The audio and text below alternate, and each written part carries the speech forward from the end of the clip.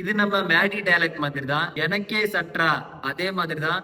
Silence பண்ணவரையே silence பண்ணிட்டாங்க LSG. Match தொடங்குறதுக்கு முன்னாடி இன்னைக்கு 300 ரன் வருமா இல்ல வராதா அப்படிங்கிற ஒரு டாபிக் தான் சோசியல் மீடியா ஃபுல்லாவே போயிட்டு இருந்துச்சு. காய்ஸ், இந்த வீடியோல எல்எஸ்ஜி அண்ட் எஸ்ஆர்எச் மேட்ச் பத்தி தான் பார்க்க போறோம். சோசியல் மீடியால ரொம்பவே வைரலான கொஸ்டின், டாஸ் வின் பண்ணிட்டு எதுக்கு பண்ட் ஃபீல்டிங் எடுத்தாரு அப்படின்னா. ஆனா ஃபீல்டிங் எடுக்கும் போதே பண்ட் கான்பிடண்டா சொல்லி இருப்பாரு, நாங்க எஸ்ஆர்எச் எவ்வளவு ரன் அடிச்சாலும் அதையும் நாங்க திருப்பி அடிப்போம் அப்படின்னு ஒரு கான்பிடண்டாவே சொல்லியிருப்பாரு. அதை செஞ்சும் காமிச்சாங்க. ஆனா யாருமே எதிர்பார்க்கல எஸ்ஆர்எச் 190 ரன் அடிப்பாங்கன்னு.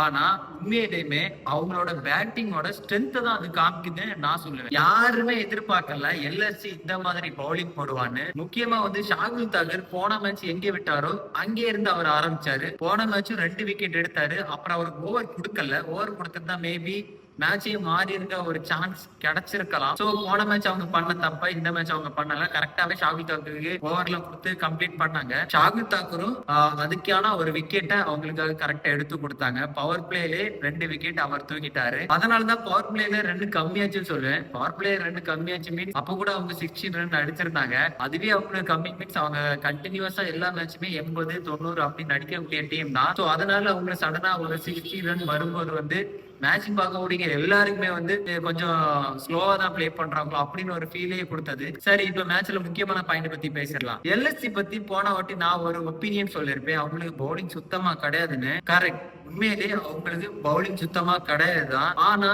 ஒரு நல்ல ஸ்டூடெண்ட் என்ன பண்ணுவாங்களோ அதே மாதிரி தான் எல்எஸ்சி பவுலர்ஸ் எல்லாருமே பண்ணாங்க. ஏன்னா ஜகீர் கான் அங்க இருக்க கோச்சர் தகிர் கான் எனக்கு தெரிஞ்சு என்னெல்லாம் சொல்லி கொடுத்தாரோ அதை அப்படி மாத்தாம அப்படியே எக்ஸிக்யூட் பண்ணாங்க. அதோட பாயிண்ட்ஸ் பத்தி நம்ம இப்ப பாத்துக்கலாம். அது என்னன்னா, டிராவிஸ் ஹெட்டுக்கு 2 மைனஸ் பாயிண்ட் உண்டு. ஒண்ணு அவருக்கு வித்து கொடுக்காம கொஞ்சம் ஒயிட் ஸ்லோல போட்டனா கண்டிப்பா அவரு தூக்கி அடிச்ச பாப்பாரு. அதுல டைமிங் மிஸ் ஆகி அவுட் ஆகும். அதே பிளான தான் போன வருஷம் சிஎஸ்கே டிராவிஸ் ஹெட்டுக்கு எதிரா தேஷ்பாண்டே போட்டு விக்கெட் எடுத்திருப்பாரு. சேம் பிளான அவங்க எக்ஸிக்யூட் பண்ணாங்க இந்த மேட்ச்ல. அதுவும் அந்த ஒரு பால், அதுக்கப்புறம் எல்லா பாலுமே ஸ்டம்ப் லைன் தான் போட்டாங்க. டிராவிஸ் ஹெட்ட நீங்க நல்லா நோட் பண்ணி பார்த்தா தெரியும், ஆப்கானிஸ்தான் பவுலர் நவீன் நிறைய வாட்டி விக்கெட் எடுத்திருப்பாரு. அதுக்கு காரணம் டிராவிஸ் ஹெட்டுக்கு ஸ்டெம்ப்ல போட்டு அடிக்க வராது. ஸ்டெம்ப் லைன்ல பவுலிங் போட்டா டிராவிஸ் ஹெட் கொஞ்சம் கன்ஃபியூஸ் ஆவாரு. அந்த பால கான்பிடன்ட் அவர் அடிக்க மாட்டாரு. அதுதான் டிராவிஸ் ஹெட் இருக்க பெரிய ப்ராப்ளமே. அவருக்கு அதிகமா பவுன்சர் போட்டா அவர் பவுன்சர் பால அடிச்சிடறாரு. சோ அந்த பால அவர் நேத்து டிராவிஸ் ஹெட்டுக்கு அந்த பால போடவே இல்லை. சோ அது ஒரு நல்ல பிளானிங்கா இருந்துச்சு. டிராவிஸ் ஹெட்டுக்கு 2 பிளான் தான் மேக் பண்ணாங்க. ஒன்னு ஒயிட்ல போட்டு யாக்கர் இல்லனா ஸ்லோ பால் போட்டு அவர் கொஞ்சம் மடக்குனாங்க. ஆவேஸ் கான் தான் கொஞ்சம் அவசரப்பட்டு ரொம்ப ஸ்பீட் ஏத்தி போட்டு ரன் கொடுத்துட்டாரு. தவிர மத்த போர்டர்லாம் ரொம்ப நல்லா போட்டாங்க. ஒன்னு ஒயிடு இல்லன்னா கரெக்டா ஸ்டம்புக்கு போட்டு அவரை மேக்சிமம் எவ்வளவு கண்ட்ரோல் பண்ண முடியுமோ அவ்வளவு கண்ட்ரோல் பண்ணாங்க. ஆவேஸ் கான் தான் கொஞ்சம் ரன் அதிகமா கொடுத்துட்டாரு. 2வது பாயிண்ட், அபிஷேக் சர்மாவும் ஒரு நல்ல ஒரு பிளான வச்சிருந்தாங்க. பவுன்சர்ல விக்கெட் எடுக்கணும் அப்படின்னு சொல்லிட்டு அபிஷேக் சர்மாவை நல்ல ஒரு பிளான் பண்ணி தூக்குனாங்க. அது யார் நான் நீங்க ஸ்டார்டிங்லயே பார்த்தா தெரியும். ஸ்டார்டிங் ஐபிஎல் இருந்து கவனிச்சா தெரியும். ரீசெண்டா அவர் இந்தியா டீம்ல வந்தப்ப கூட ஸ்டார்டிங்ல நல்லாவே ட்ரபிள் பண்ணாரு. அதுக்கு காரணம் அவருக்கு அந்த ஒரு பவுன்சர் பாடி பவுன்சர் கொஞ்சம் வீக்கா தான் இருக்காரு. அதை ஷாகுல் தாக்கூர் ரொம்ப அழகாவே எக்ஸிக்யூட் பண்ணி அவரை தூக்கி இருப்பாரு. இதுல அடுத்தது நிதிஷ்குமார் ரெட்டி தான். நிதிஷ்குமார் ரெட்டிக்கும் same plan, back of the length போட்டு ஸ்பீட் கொடுக்காம நல்ல ஸ்லோவா கண்டென்ட் பண்ணாங்க. அதனாலதான் நிதிஷ்குமார் ரெட்டியால அடிக்கவே முடியல. செம்ம பிளான். ஒருத்தர் 2 பேர் அப்படி போட்டா பரவாயில்ல. பவுலிங் போட வந்தாங்க எல்லாருமே நிதிஷ்குமார் ரெட்டிக்கும் ஹெட்டுக்கும் சரி அபிஷேக்கும் சரி கிளாஸனுக்கும் சரி சேம் ஃபார்முலா தான் யூஸ் பண்ணாங்க. நிதிஷ்குமார் ரெட்டிய பேக் ஆஃப் லென்த் போட்டு அடிக்கவே முடியல. டைமிங்கும் அவருக்கு கிடைக்கவே இல்லை. அடுத்தது கிளாசனுக்கு கரெக்டா அவரோட ஸ்லாட்ல பால் கொடுக்கவே இல்லை. வேகமும் கொடுக்கல. கிளாசனுக்கு வேகம் கொடுத்தா கண்டிப்பா பிரிச்சு மேய்ச்சிருவாரு. அதனால வேகமே கொடுக்கல. அவரால் அடிக்க முடியாத ஒரு லென்த்தை போட்டு அவரையும் நல்லாவே கண்ட்ரோல் பண்ணாங்க. உண்மையிலே ஒரு நல்ல ஸ்டூடெண்ட் கிளாஸ கவனிச்சு அதை எக்ஸிக்யூட் பண்ணா எப்படி இருக்கும் அப்படின்னு தான் எல்எஸ்சி பவுலர்ஸ் நேரத்தை காமிச்சாங்க. உண்மையிலே வேற லெவல்.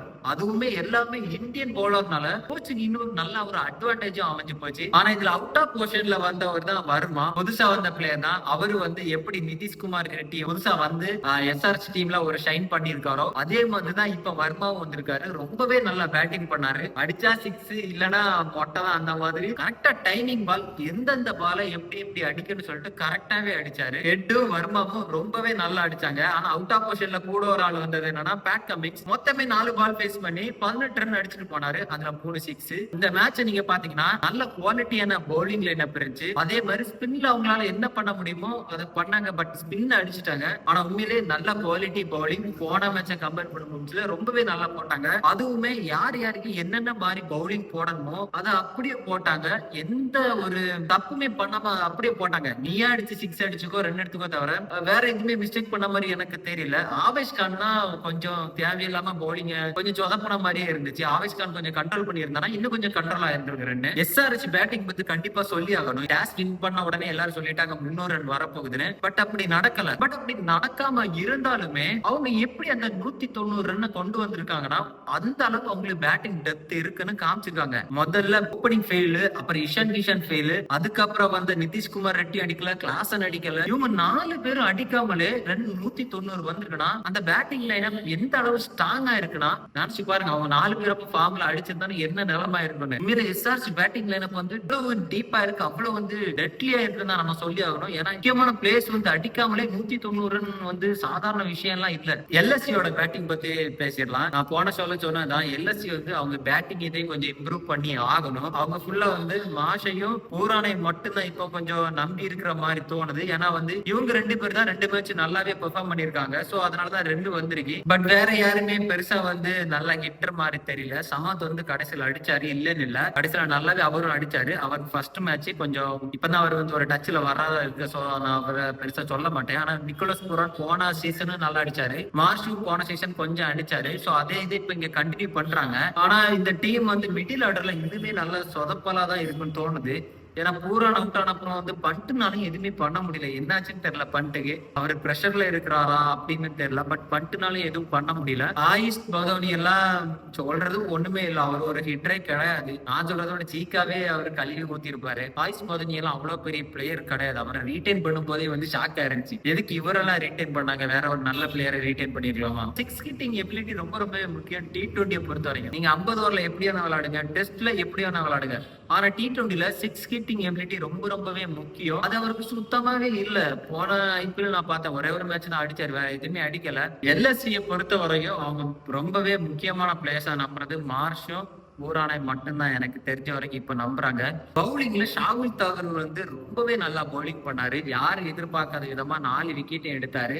உண்மையில சீக்காவும் சொல்லியிருப்பாரு, இன்னைக்கு ஷாகுல் தாக்கூரை பிடிக்காத சீக்காவே சொல்லியிருப்பாரு, ஷாகுல் தாக்கூர் தான் இன்னைக்கு வந்து ரொம்ப நல்லா பெர்ஃபார்ம் பண்ண போறாரு அப்படின்னு சொல்லிட்டு. அவர் சொன்ன மாதிரி அப்படியே நடந்துச்சு. எந்த மாதிரி ஒரு கான்பிடன்ட் லெவல்னு தெரியல. ஏன்னா அவர் இன்னொரு டெக்னிக் பண்ணி சொல்லியிருப்பாரு, ஓவர் கான்பிடன்ட்ல எல்லாரும் ஆடுறாங்கடா, அது மட்டும் பண்ணவே கூடாது, பண்ணனா காலி ஆயிடும் அப்படின்னு. சேம் அதுதான் SRH நடந்துச்சான்னு எனக்கு தெரியல. ஏன்னா ஷாகுல் தாக்கூர் ஓவர் அடிக்க போய் தான் அபிஷேக் சர்மா அவுட் ஆவாரு.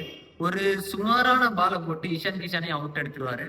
இஷான் கிஷன் வந்து 4 பால் தான், 4 or 6 பால் தான். பட் அவர் கொஞ்சம் ஃபர்ஸ்ட் பால்னால கொஞ்சம் தடையிட்டான்னு தோணுது. அவரோட பவுலிங் வந்து ரொம்பவே நல்லா இருந்துச்சு தான் சொல்லி ஆகணும். ஷாகுல் தாக்கூர் மட்டும் இல்ல, பிரின்ஸும் நல்லாவே பவுலிங் பண்ணாரு. அவர் தான் ஹெட்டோட கரெக்டா வந்து ஸ்டெம் டு ஸ்டெம் போட்டு விக்கெட் எடுத்தாரு. இதுல இன்னொரு இம்பார்ட்டன்ட் பாயிண்ட் என்னன்னா SRHோட பவுலிங் லைனப் பார்க்க ஸ்ட்ராங்கா இருந்தாலுமே நல்லாவே அடி வாங்குறாங்க. அது ஏன்னா ஃபர்ஸ்ட் மேட்சுமே வந்து ஷமியும் நல்லா அடி வாங்கிட்டாரு, கமிங்ஸும் செம்ம அடி வாங்கிட்டாரு. ஃபர்ஸ்ட் அந்த ஒரு மேட்ச் ஃபைன், பட் இது 2வது மேட்சும் கமிங்ஸ் அடி வாங்குறாரு, ஷமியும் செம்மையா அடி வாங்குறாரு. இது வந்து LSCயோட ஒரு பவுலிங் யூனிட் வந்து ஒரு பெரிய தலைவலி தான் போல.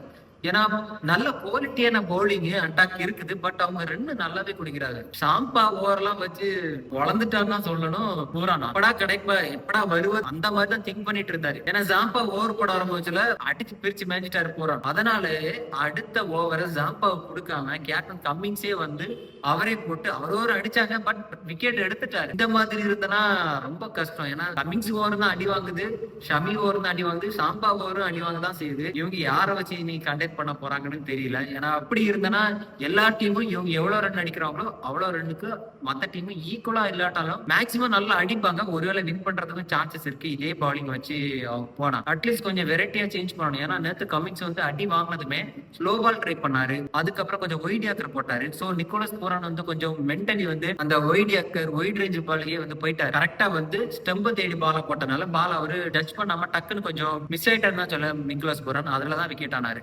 மேட்ச் வந்து ஒரு நல்ல டீச்சர் கீழே ஒரு நல்ல ஸ்டூடெண்ட் இருந்தா எப்படி இருக்குமோ அதே மாதிரி எல்எஸ்ஜி பவுலிங் நல்லாவே போட்டாங்க. ஓவர் கான்பிடன்ட்ல வந்தாங்களா இல்ல கொஞ்சம் வந்து சிம்பிளா எடுத்துக்கிட்டாங்களா அப்படின்னு தெரியல. ஆனா அதனாலதான் எஸ்ஆர்எச்சும் தோத்தாங்க. பட் இது எஸ்ஆர்எச்சும் ஒரு பாடமாவே இருக்கட்டும். ஏன்னா எந்த டீமையும் வந்து ஈஸியா வந்து எடுத்துக்க கூடாது. ஓகே பார்க்கலாம். இன்னைக்கு வந்து ஆர்சிபிக்கும் சென்னைக்கு மேட்ச் ஆல்ரெடி இதுவே ஒரு பெரிய என்ன ஒரு ஃபைட்டா வந்து சோசியல் மீடியால போயிட்டு இருக்கு. 2 நாளா இல்ல ஒரு வாரமா போயிட்டே தான் இருக்கு. பார்க்கலாம் இன்னைக்கு யார் வின் பண்றாங்க அப்படின்னு சொல்லிட்டு. மேட்ச் ஃபயரா இருக்க போது not only TV and telecast Jio cinema இதெல்லாம் இல்ல, சோசியல் மீடியால ட்விட்டர்ல பேஸ்புக்ல எல்லாத்துலயும் வந்து ரொம்பவே ஒரு ஃபைட்டான ஒரு நிலைமை தான் இப்ப நிலவிட்டு இருக்கு. பார்க்கலாம் நைட்டு மேட்ச் எப்படி இருக்குன்னு.